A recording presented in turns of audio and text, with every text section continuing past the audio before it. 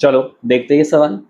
A spherical region of space, ठीक है, question को हाईलाइट करते हैं। A spherical region of space, भाई मान लो स्फीयर वाली बात हो रही है, ठीक है, has a distribution of charge such that the volume charge density, rho होता है वॉल्यूम चार्ज डेंसिटी, जिसका मतलब होता है चार्ज अपॉन वॉल्यूम, ठीक है, varies with the radial distance from the centre as rho equal to rho not are square. यहाँ पे हमें एक एक्सप्रेशन दिया, एक हिंट देता हूँ मैं, ठीक है। जब भी एक इक्वेशन दिया जाए, मतलब बेसिकली इक्वेशन का मतलब होता है कि ये जो रो है ना भाई, ये तुम्हारा वेरिएबल है। तो द आइडिया इज जब भी आपको कोई वेरिएबल दिया जाए तो ये जॉब इज टू, तुम दिमाग में बिठा लो भाई, कहीं ना कहीं से तुम्हें कैलकुलस यूज करना पड़ेगा, यानी डेरिवेटिव का इंटीग्रेशन तो आने वाला है। where rho naught is a positive constant, calculate the total charge of on sphere of radius r। मैं बोला ठीक है भाई, कोई दिक्कत नहीं, हमको यहाँ पे कुछ तो दिया हुआ है, रो दिया हुआ है। Rho is called as volume charge density. What is rho बच्चे, बोलो मेरे साथ, it is volume charge density. भाई क्या होता है volume charge density, it's charge upon volume, ठीक है। So D Q is going to be equal to rho times D V. ये तो पहला चीज़ है जो सबको समझ में आना चाहिए। हमें दिया गया है, बकायदा दिया है कि रो की जो वैल्यू है ना, that is rho not are square d v, but ये डी वी की वैल्यू हमें नहीं पता। We need to figure out भाई डी वी क्या चीज़ है। अब ज़रा सोचना तुम, ठीक है, ज़रा सा सोचना। इसको समझाने के दो चार तरीके होते हैं।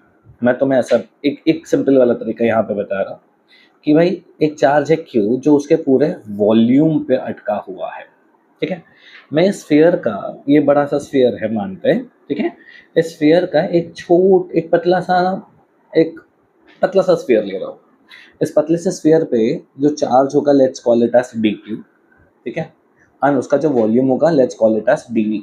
और अगर तुम ढंग से सोचो, ठीक है, उस स्फीयर का जो थिकनेस है let's call it as d r, and now if you think about it, this d v is basically equal to उसका एरिया इनटू उसका thickness, volume, area times length is volume.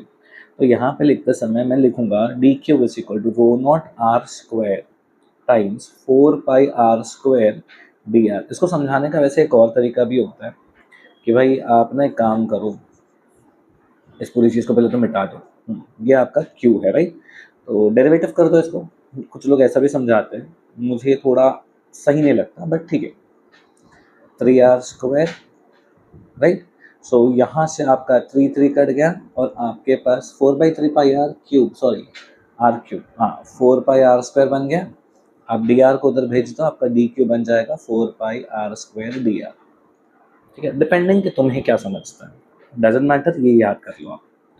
अब D Q का value आ गया, मुझे D Q में interest नहीं, मुझे total charge चाहिए। सो टोटल चार्ज ढूंढने के लिए आप क्या करोगे, आप इसे इंटीग्रेट करोगे, ठीक है।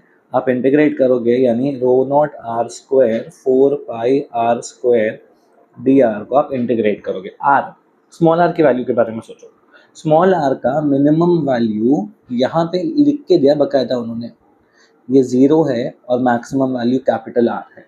तो मैं लिमिट भी डालूंगा 0 से लेकर कैपिटल आर।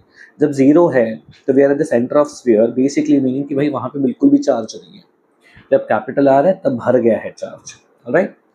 देखो ध्यान से, I am just going to erase all of this crap.